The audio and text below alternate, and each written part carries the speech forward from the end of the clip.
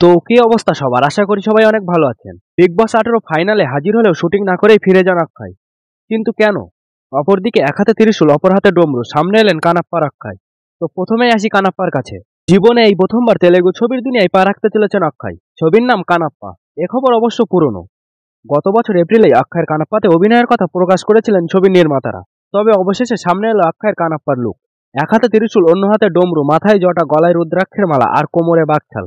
ত্রিশূলটি ছুড়ে দেবেন এমন ভঙ্গিমাতেই সেটি ধরে রয়েছেন। আর এটাই তার তেলেগু ছবি কান্নাপ্পার লুক। জানা যাচ্ছে চলতি বছরের 25শে এপ্রিল মুক্তি পাবে ছবিটি। তেলেগু ছবিতে প্রথমবার অভিনয় করলেও এর আগে একাধিক আঞ্চলিক ভাষার ছবিতে কাজ করেছেন অক্ষয়। এর আগে পাঞ্জাবি ছবি ভাজি ইন প্রবলেমে ক্যামিও চরিত্রে অভিনয় করেন অক্ষয়। রজনীকান্ত ও ঐশ্বরিয়া রায় বচ্চনের সঙ্গে 2.0 তামিল ছবিতে খলনায়ক চরিত্রে দেখা গিয়েছিল অক্ষয় কুমারকে।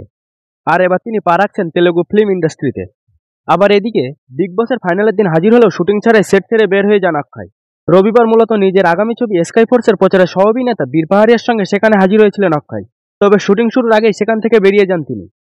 কিন্তু কেন? অক্ষয় বীর পাহাড়িয়াকে নিয়ে সঠিক সময় মতোই বিগ বস 18 সেটে পৌঁছে গিয়েছিলেন। তবে এদিন সেখানে দেরি করে পৌঁছান সালমান। তবে অক্ষয়ের হাতে বেশি সময় ছিল না, অন্য কাজের জন্য প্রতিশ্রুতি দিয়ে রেখেছিলেন তিনি। তাই বাধ্য হয়েই বিগ বসের সেট ছেড়ে বেরিয়ে যেতে হয় অক্ষয়কে। তবে অবশ্য বীর পাহাড়িয়া সেখানেই শেষ পর্যন্ত ছিলেন। তিনি সালমানকে গ্র্যান্ড ফিনালের প্রথম এলিমিনেটেড প্রতিযোগী ঈশা সিং এর নাম ঘোষণায় সাহায্য করেন। এদিকে অক্ষয়ের বিগ বসের সেট ছেড়ে বের হয়ে যাওয়ার বিষয়ে মুখ খুলেছেন সালমান খান। তিনি বলেন, অক্ষয় কুমার স্কাই ফোর্সের ছবিতে রয়েছেন, আমার একটু দেরি হয়ে গিয়েছিল আর ওকে অন্য একটি অনুষ্ঠানে যেতে হয়েছে, তাই ও চলে গিয়েছে।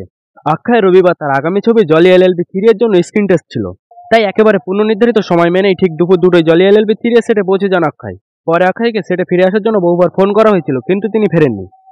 তো আজকের মতো ভিডিওটি এই পর্যন্ত। নতুন ভিডিও সবার আগে দেখার জন্য চ্যানেলটি সাবস্ক্রাইব করে রাখুন। ধন্যবাদ।